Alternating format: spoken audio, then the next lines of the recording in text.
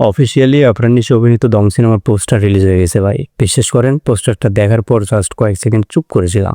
কি পোস্টার বানিয়েছে ওরা, মাথা নষ্ট। পোস্টার দেখে মনে হইতেছে এটা শুধু পোস্টার না, একটা যুক্তির ঘোষণা দিয়ে দিল যে ঈদুল ফিতরে আফরান নিশো আসতেছে দম নিয়ে। তো কি অবস্থা সবার? হ্যালো এভরিওয়ান, আমি Sakib, welcome back to the channel. কথা বলছি দম সিনেমার পোস্টার নিয়ে। তো চলুন পোস্টারটি ব্রেকডাউন করি। প্রথমে হিরোর চোখের দিকে তাকান, কি দেখতে পাচ্ছেন?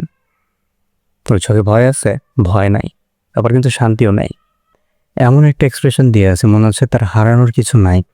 তার চোখের পাশে একটা ক্ষত চিহ্ন দেখতে পাচ্ছি।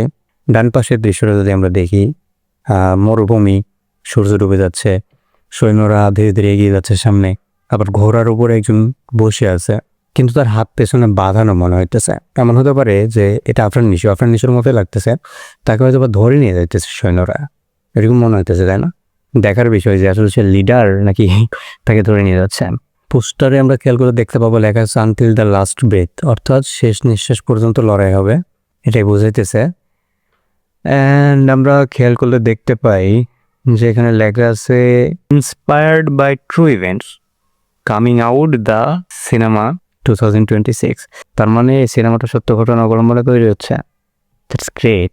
আগে আমরা জেনেছি যে আফরান নিশোর দম সিনেমা একটা সার্ভাইভাল ড্রামা হতে যাচ্ছে।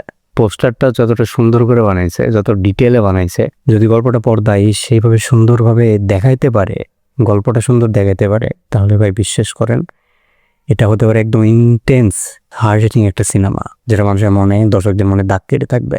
সবসময় দেখেন। তো এই ছিল পোস্টার ব্রেকডাউন। কেমন লাগলো তা কমেন্ট করে জানাবেন। আর হ্যাঁ, দম সিনেমা নিয়ে আপনার মতামত কি? কেমন লাগলো পোস্টার আর সিনেমা কেমন হবে বলে মনে করেন আপনি? ধন্যবাদ সবাইকে, ভালো থাকবেন, দেখা হচ্ছে পরবর্তী কোনো ভিডিওতে। বাই।